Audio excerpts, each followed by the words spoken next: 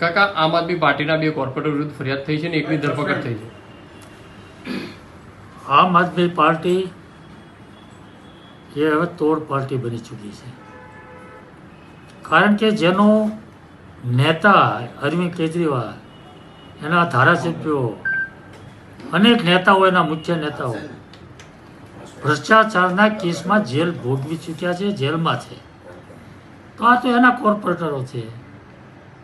આખી પાર્ટી ભ્રષ્ટાચારથી ખતબદે છે.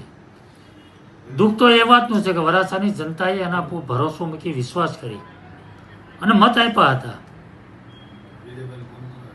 ઈમાનદાર પાર્ટી તરીકે એને મત માંગ્યા હતા અને આજે ભ્રષ્ટાચારમાં ગળાડૂબ છે.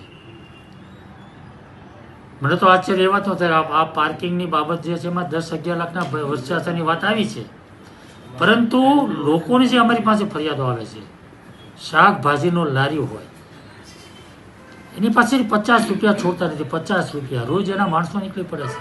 રોજ સાંજે 50 રૂપિયા લારીને આપી જ દેવાના. આટલો મોટો ભ્રષ્ટાચાર કરી રહ્યા છે.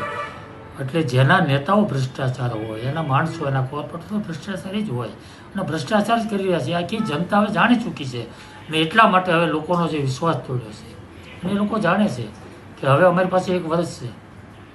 વર્ષ પછી કોર્પોરેશન ચૂંટણી આવવાની છે. ટિકિટ મળે તો બી અમે જીતવાના નથી, લોકો મત આપવાના નથી. એટલા માટે બેફામ બનીને બેધડક ડર વગર ભ્રષ્ટાચાર કરી રહ્યા છે.